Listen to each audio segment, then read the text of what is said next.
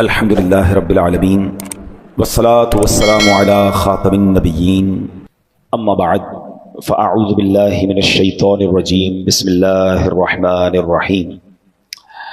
پڑھیے الصلاة والسلام علیک یا رسول اللہ وعلی آلک واصحابک یا حبیب اللہ. الصلاة والسلام علیک یا نبی اللہ وعلی آلک واصحابک یا نور اللہ. درود پاک پڑھنے کے بے شمار فضائل و برکات ہیں. بڑی پیاری کتاب ہے، حدیثوں پر مشتمل ہے. اربعین اتار قسط نمبر 2 ہے، صفحہ نمبر 26 ہے، حدیث پاک نمبر بھی 26 ہے. اور وہ حدیث کیا ہے؟ بہت سارے لوگ ملتے ہیں کہتے ہاتھ تنگ ہے، گزارا نہیں ہو رہا، غربت ہے، مہنگائی بڑھ گئی ہے. اب یہ دیکھیں نبی پاک علیہ الصلوۃ والسلام نے فارمولہ دے دیا ہے. میرے آقا فرماتے ہیں اللہ پاک کا کثرت سے ذکر کرنا اور مجھ پر درود شریف پڑھنا غربت دور کرتا ہے. تو یہ ذہن بنا لیں کہ ذکر اللہ اور درود پاک یہ کثرت سے کیا کریں. اب ذکر اللہ کیسے ہو سکتا ہے؟ افضل الذکر، سب سے افضل ذکر کہا گیا لا الہ الا اللہ. تو تسبیح پڑھتے رہا کریں، لا الہ الا اللہ کی تسبیح پڑھیں اور 3-4 بار پورا کلمہ بھی پڑھ لیں، لا الہ الا اللہ محمد الرسول اللہ. یہ سب سے افضل ذکر ہے. پھر اس کے بعد آپ سبحان اللہ وبحمدہ سبحان اللہ العظیم یہ پڑھتے رہا کریں.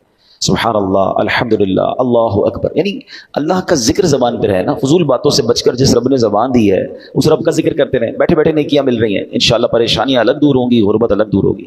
پھر درود پاک پڑھتے رہیں. الصلاۃ والسلام علیک یا رسول اللہ صلی اللہ تعالی علی محمد صلی اللہ علیہ وسلم. درود ابراہیمی پڑھ لیں جو آپ نماز میں، جو درود آپ کو آسانی سے آپ پڑھ سکتے پڑھیں.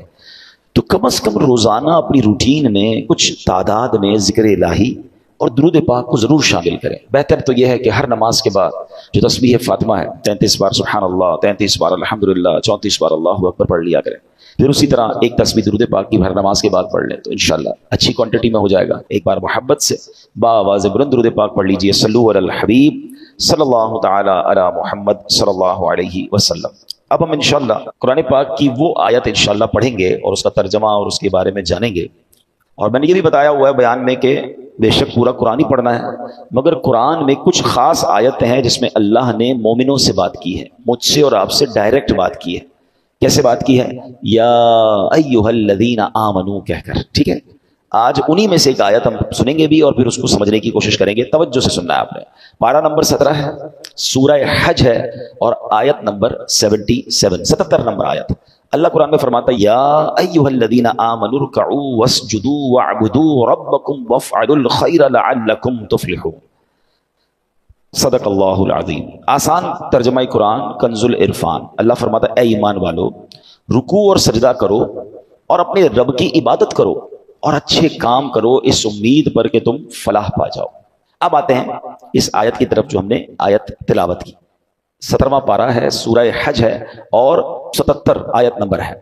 3 نکاتی فارمولہ اللہ نے دیا ہے اور اس فارمولے میں انعام بھی بتا دیا ہے کہ جو ان 3 اسٹیپس کو فالو کر لے گا اسے کیا ملے گا؟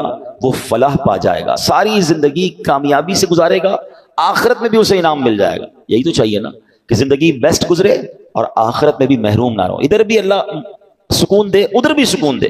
کچھ لوگ صرف یہیں کے سکون، یہیں کے مزے، یہیں کی راحت کے لیے جیتے ہیں. بس یار ادھر موج ہو جائے، دنیا میں مزے ہوں. میں سوال کرتا ہوں آپ سے، کسی شخص کے دنیا میں مزے ہیں، بڑا اچھا گھر بھی ہے، تو گاڑیاں بھی ہیں، تو پیسے بھی ہیں، تو جو بھی ہے، جس قبر میں مر کے جانا ہے وہ کیڑے انتظار کر رہے ہیں، وہ سانپ انتظار کر رہے ہیں. بتاؤ یہ زندگی اچھی ہے؟ اور اس کے بعد قیامت اور آخرت کا عذاب انتظار کر رہا ہے. کیا کرنا ہے اس دنیا کے مزے کا؟ کتنا ٹائم رہو گے اس دنیا میں؟ کوئی ہے جو 500 700 800 سال رہتا ہو؟ اب تو ہماری ایوریج لائف مشکل سے 60 70 سال، وہ بھی جی لیا تو جی لیا، اس سے پہلے چلے جاتے لوگ. تو ایسی 50 60 70 سال کے مزے کے لیے قیامت تک کے لیے قبر میں عذاب بھگت لوں اور پھر اللہ نہ کرے قیامت کے دن بھی شرمندگی ہو، وہاں الگ تکلیف. نہیں، ہمیشہ پلاننگ یہ ہونی چاہیے دنیا میں بھی سکون ہو، ادھر بھی لائف اچھی گزرے، اللہ ادھر بھی لائف اچھی، اور اس کی زیادہ فکر ہونی چاہیے. عقل مند کون ہوتا ہے؟ جدھر زیادہ رہنا ہے ادھر کی زیادہ تیاری. لاجک بھی یہی ہے نا. آپ میں سے کچھ ایسے ہیں جو کراچی کے رہنے والے نہیں ہیں، کراچی آئے ہوئے ہوں گے کام کاج کے لیے، تو آپ فکر کہاں کی کرتے ہیں؟ اپنے گاؤں میں گھر اچھا بن جائے، ادھر ذرا اچھا سکون کے ساتھ رہوں، تھوڑا ٹائم یہاں آیا ہوں میں چلا جاؤں گا. ایسے ہی ہے نا. بالکل یہی ذہن بناؤ. ہم دنیا میں مہمان بن کر آئے ہیں، 50 60 70 سال کا ایگزام دینے آئے ہیں. اصل زندگی وہ ہے. کاش یہ بات ہمیں سمجھ آ جائے نا تو پھر دنیا کی رنگینی کے لیے حرام نہیں کرے گا بندہ, پھر دنیا میں سکون پانے کے لیے کسی پر زیادتی نہیں کرے گا, پھر کیونکہ اس کو یہ پتہ ہے اگر تھوڑی تکلیف بھی ہے تو انشاءاللہ اس کے بعد بڑی راحت آنے والی ہے. اور اللہ پاک نے جو یہ قرآن کی جو میں آیت پڑھنے جا رہا ہوں نا, یہ عمل کوئی کر لینا, دنیا میں بھی سکون, آخرت میں بھی سکون, ادھر بھی مزے انشاءاللہ ادھر بھی مزے. اب 3 نکاتی فارمولا ہے, پراپرلی توجہ سے سنیے. اللہ قرآن میں فرماتا ہے اے ایمان والو. دیکھو بات مجھ سے اور آپ سے ہو رہی ہے, بے ایمان سے تو نہیں ہو رہی نا. جب مجھ سے اور آپ سے اللہ بات کر رہا ہے تو بی کانشیس, توجہ سے سنیں نا. اور ہم پڑھتے ہی نہیں ہیں کہ اللہ نے قرآن میں مجھ سے اور آپ سے کیا بات کی ہے. 89 ٹائمز اللہ نے بات کی ہے قرآن میں, 89 آیتیں ہیں. میں نے پہلے بھی مشورہ دیا ہے, دوبارہ دیتا ہوں. اب ہم پورے قرآن میں خود سرچ کریں تو بڑا مشکل ہے. دعوت اسلامی والوں نے آسان کر دیا, یا ایھا الذین آمنوا والی ساری آیتیں جمع کر کے کتاب جاری کر دی ہے. اس کتاب کا نام کیا ہے؟ اے ایمان والو. اچھا وہ کتاب آپ کہاں سے لے سکتے ہیں؟ مکتبۃ المدینہ دعوت اسلامی کا ادارہ ہے, اس کی ویب سائٹ پہ جائیں, وہ آپ کو گھر پہ ڈراپ کر دیں گے. آپ کو لگتا ہے یار کتاب خریدنے میں پیسے خرچ ہوں گے, ہمیں پیسے نہیں کمانے, ہم نے دعوت اسلامی .net پر یہ کتاب فری ڈاؤن لوڈ کے لیے رکھ دی ہے. ڈاؤن لوڈ کیجیے, پڑھ لیجیے, پڑھیں تو صحیح کہ اللہ نے فرمایا کیا ہے. اب ان میں سے ایک آیت ہے, اللہ نے فرمایا یا ایھا الذین آمنوا ارکعوا واسجدوا. پہلا نقطہ, ہم 3 پوائنٹس کو کنٹینیو ڈسکس کریں گے, ٹھیک ہے. پہلی بات کیا فرمائی؟ اے ایمان والو رکوع اور سجدہ کرو. اس کا مطلب یہ ہے کہ رکوع اور سجدے کرو کا کیا مطلب ہے؟ نماز پڑھو. چونکہ نماز کے جو رکن اعظم ہے نا وہ سجدہ اور رکوع ہے, تو اس لیے قرآن کریم میں کبھی نماز کو رکوع اور سجدہ بھی کہہ دیا جاتا ہے. جیسے آپ نے بڑی مشہور آیت سنی ہوگی, وارکعوا مع الراکعین. قرآن کہتا ہے اور رکوع کرنے والوں کے ساتھ رکوع کرو. بندہ صرف رکوع تو نہیں کرتا نا, پوری نماز پڑھتا ہے. یہ اشارہ ہے, اور یہاں جماعت سے نماز پڑھنے کی طرف اشارہ ہے کہ لوگ جب نماز پڑھ رہے ہیں تو جماعت ہو رہی ہے, ان کے ساتھ مل کر نماز پڑھو. تو یہ قرآن کا ایک انداز ہے. تو اب پہلا نسخہ کیا قرآن نے دے دیا؟ فرسٹ پوائنٹ, کامیابی کا, فلاح کا پہلا نسخہ کہ نماز پڑھنی ہے. پھر دوسرا کیا ہے؟ اچھا اسی میں آگے اللہ نے کیا فرمایا؟ وَاعْبُدُوا رَبَّكُمْ, اور اپنے رب کی عبادت کرو. پہلے میں نماز کہہ دی, تو اب دوسرے میں کیا ہے؟ دوسرے نقطے میں اس کا مطلب علماء نے فرمایا اس کے 3 معنی بنتے ہیں, یعنی 3 باتیں ارشاد فرمائی گئی. اے ایمان والو کامیابی پانے کے لیے خالصتاً اللہ پاک کی عبادت کرو. عبادت کرنی ہے مگر اللہ کے لیے, ریاکاری, دکھاوا, لوگوں کو پتہ چلے میرا نام ہو جائے, نہیں, اللہ کے لیے خالصتاً. یہاں اس سے ایک مراد یہ ہے. پھر فرمایا اے ایمان والو نماز کے علاوہ جتنی قسم کی عبادتیں ہیں, صرف نماز تو عبادت نہیں ہے نا, روزہ ہے, زکوٰۃ ہے, اگر حج فرض ہے تو حج کرو, تلاوت کرو, درود پاک پڑھو, ماں باپ کی خدمت کرو, وغیرہ وغیرہ. اب یہ عبادتیں بجا لاؤ. یہاں دوسرا نقطہ یہ ہے, اس کی تیسری بات علماء نے یہ فرمائی کہ اے ایمان والو کامیابی پانے کے لیے عبادت کرو, پورے اخلاص کے ساتھ کرو, مگر ساتھ ساتھ گناہوں سے بھی بچتے رہو. یہ بڑا مسئلہ ہے. ہم عبادت تو کر لیتے ہیں, ابھی دیکھیں نا رمضان آئے گا تو ماشاءاللہ تقریباً لوگ جن کو اللہ پاک نے ہدایت دی ہے وہ نماز بھی پڑھتے ہیں, روزے بھی رکھتے ہیں, تراویح بھی پڑھتے ہیں, لیکن گناہ سے بچنے والی جو سائیڈ ہے نا ہم اس کو نہیں دیکھ پا رہے ہوتے ہیں, اور یہ بہت ضروری ہے. اس کو آپ آسان لفظوں میں یوں سمجھیں کہ آپ کبھی ڈاکٹر کے پاس جائیں اور آپ کہیں میرا گلا بڑا خراب ہے, اور ڈاکٹر آپ کو گلے کی دوائی دے. اب تھوڑے دنوں بعد جائیں کہ ڈاکٹر صاحب ساری دوائی پی لی, ابھی تک گلا ٹھیک نہیں ہوا. تو ڈاکٹر صاحب کہیں کہ بھائی آپ نے کوئی ٹھنڈے پانی سے اور کھٹے سے پرہیز کیا تھا؟ تو آپ کہیں نہیں, میں تو دوائی بھی ٹھنڈے پانی سے ہی پیتا ہوں. تو ڈاکٹر کیا کہیں گے, آپ اور 2-4 ڈبے بھی کھا لیں پھر بھی آپ کا گلا ٹھیک نہیں ہونا. دوائی کے ساتھ ساتھ پرہیز بھی تو ضروری ہے نا. اب اس کو اس طرح سمجھیں کہ ہم دوائی تو لے رہے ہیں نمازیں پڑھ کے, روزے رکھ کے, مگر پرہیز نہیں کر رہے, گناہ بھی کر رہے ہیں, دونوں ساتھ چلا رہے ہیں. نہیں, قرآن کیا کہتا ہے؟ اے اللہ کے بندو اللہ کی عبادت کرو مگر گناہ سے بھی بچو. اور اب آئیے آگے چلتے ہیں, ایک حدیث پاک سے اس بات کو ذرا اور سمجھ لیں گے تو اور بات کلیئر ہو جائے گی. پیارے آقا علیہ الصلوۃ والسلام نے حضرت ابو ہریرہ رضی اللہ عنہ کو نصیحت فرمائی, کن ورعن تکن اعبد الناس. اے ابو ہریرہ پرہیزگار ہو جاؤ, گناہوں سے بچتے رہا کرو, سب سے بڑے عبادت گزار ہو جاؤ گے. ہم کیا سمجھتے ہیں بہت زیادہ عبادت کرنے والا عبادت گزار ہوتا ہے, یقیناً عبادت کرنی ہے مگر گناہ سے بچنا از ویری امپورٹنٹ. یہ دونوں ملیں گے تو سمجھ لیں اس کی برکتیں ملیں گی. اس کو اور اچھے انداز سے سمجھیے.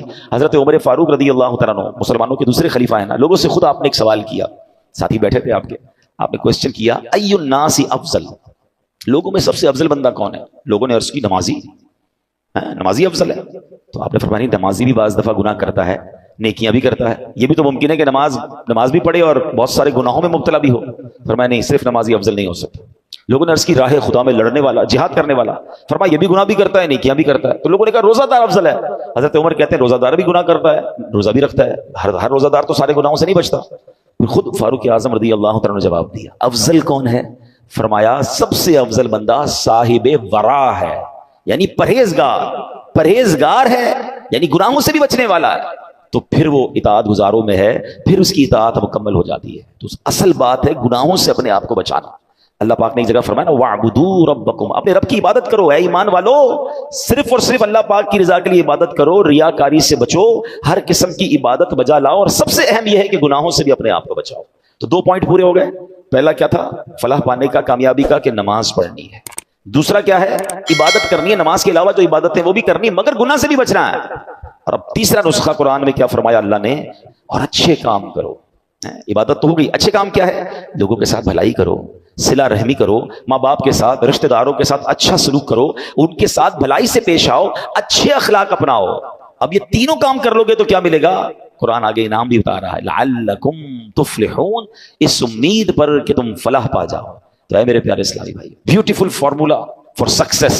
آج کل کہتے ہیں کچھ سکسیس کا فارمولا بتائیے، سکسیسفل اسٹوری بتائیے۔ میں تو آپ کو اللہ کے کلام سے بتا رہا ہوں، جس رب نے ایمان والوں کو خود فارمولا دے دیا، 3 کام کر لو فلاح پا جاؤ گے۔ تو اب پریکٹس کرنے کا مہینہ آ گیا ہے، یعنی ماہ رمضان ہم پر پتہ ہے کتنی بڑی مہربانی کی گئی ہے، ثواب بڑھا دیا۔ کتنا ثواب بڑھا؟ لوگ کہتے ہیں یار کوئی پیکج بتاؤ، کوئی ڈیل بتاؤ، کوئی جناب آفر آئی ہوئی ہے، لوگ بڑا اس پہ ایکسائٹڈ ہو جاتے ہیں کہ فلاں کمپنی نے فلاں تاریخ کو آفر لگائی ہے، بھائی جلدی جلدی کر لو۔